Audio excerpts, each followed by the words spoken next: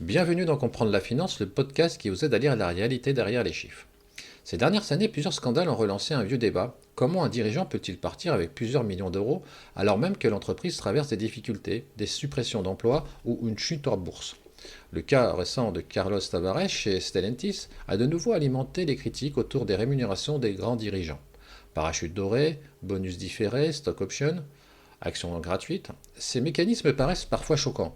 Mais derrière ces montants, il existe surtout une logique financière, des contrats et des systèmes d'incitation très sophistiqués. Car au fond, la question est simple. Comment les grands patrons sont-ils réellement payés? En 2024, les critiques se sont multipliées autour de la rémunération de Carlos Tavares, le dirigeant de Stellantis. Pourquoi? Parce qu'au même moment, certains sites industriels étaient sous pression, les ventes ralentissaient et les tensions sociales augmentaient. Mais malgré cela, la rémunération potentielle du dirigeant restait extrêmement élevée. Et c'est souvent là que naît la colère de l'opinion publique. Car pour beaucoup, il existe un paradoxe. Lorsque les salariés subissent les difficultés, certains dirigeants semblent protégés. Le problème de perception. Dans l'opinion publique, la rémunération d'un dirigeant n'est jamais perçue uniquement comme un contrat. Elle devient aussi un symbole d'inégalité, de pouvoir ou parfois d'injustice. Et plus les montants deviennent élevés, plus cette perception s'intensifie. Le terme de parachute doré désigne une indemnité prévue dans le contrat d'un dirigeant en cas de départ forcé. Le raisonnement officiel est le suivant. Une grande entreprise veut attirer des profils rares, très exposés, avec une forte pression médiatique et financière. Elle promet donc une protection financière importante si le dirigeant est évincé. Prenons un exemple simplifié. Un dirigeant reçoit 2 millions d'euros de salaire fixe plus 1,5 million de bonus annuel. Son contrat prévoit 3 années de compensation en cas de départ. Le calcul devient alors 3 fois 2 millions plus 3 fois 1,5 million, soit 10,5 millions d'euros.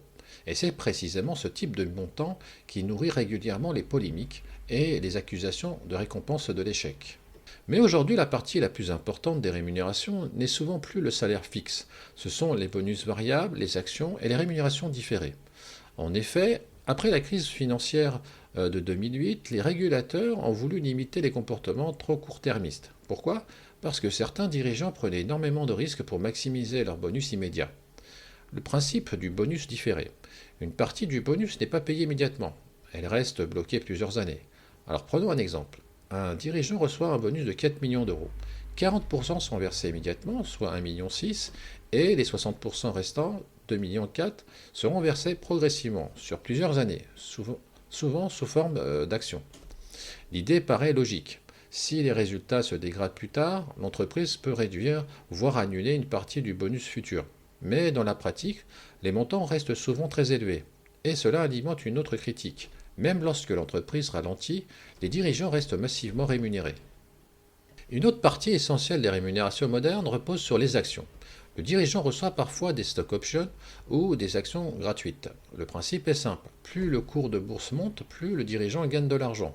Alors imaginons une option permettant d'acheter une action à 50 euros. Quelques années plus tard, l'action vaut 120 euros. Le gain potentiel devient 120 moins 50, soit 70 euros de gain par action. Avec 200 000 options, 70 fois 200 000, soit 14 millions, le dirigeant peut donc théoriquement gagner 14 millions d'euros.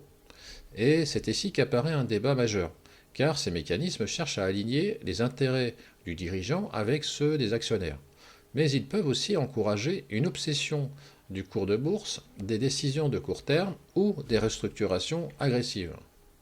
Les 4 mécanismes invisibles. Le premier, une grande partie du salaire est invisible. En effet, le salaire fixe représente souvent une partie minime de la rémunération réelle. L'essentiel provient désormais des bonus, des actions et des rémunérations différées. Le deuxième principe, les rémunérations sont construites comme des systèmes d'incitation. Ces mécanismes ne servent pas uniquement à payer un dirigeant. Ils servent aussi à orienter ses décisions. Les rémunérations deviennent alors un outil de pilotage. Et troisième principe, le temps réduit la visibilité réelle des montants.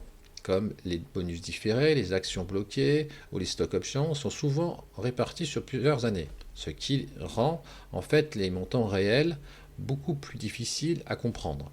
Et quatrième principe, la finance transforme les dirigeants en actifs stratégiques. Dans les grandes multinationales, les dirigeants sont parfois considérés comme des actifs rares, capables de créer ou de détruire des milliards de valeurs. C'est cette logique qui justifie les rémunérations extrêmement élevées. Alors, pourquoi le sujet devient explosif? Le problème n'est pas uniquement économique, il devient aussi politique, social et symbolique.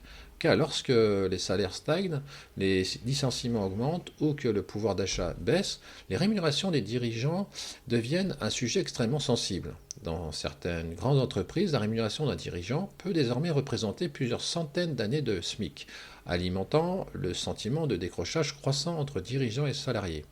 Et plus l'écart se creuse entre dirigeants et salariés, plus la défiance augmente. En conclusion, on pense souvent que les rémunérations des dirigeants ne sont que des excès individuels. Mais derrière ces montants, il existe surtout des mécanismes financiers, des contrats complexes et des systèmes d'incitation mondialisés. Le problème est que ces mécanismes entrent parfois en collision avec le sentiment de justice, la perception du mérite et les réalités sociales vécues par les salariés. Et au fond, la vraie question n'est peut-être pas pourquoi les patrons gagnent-ils autant, mais plutôt leur système récompense-t-il réellement la création de valeur ou simplement le pouvoir. Merci de votre écoute. Si cet épisode vous a aidé à mieux comprendre les mécanismes cachés de la finance, vous pouvez soutenir le podcast très simplement en laissant un like, en vous abonnant ou en partageant autour de vous. C'est ce qui m'encourage à continuer ce travail de vulgarisation financière et à produire de nouveaux épisodes chaque semaine. A très bientôt dans Comprendre la finance.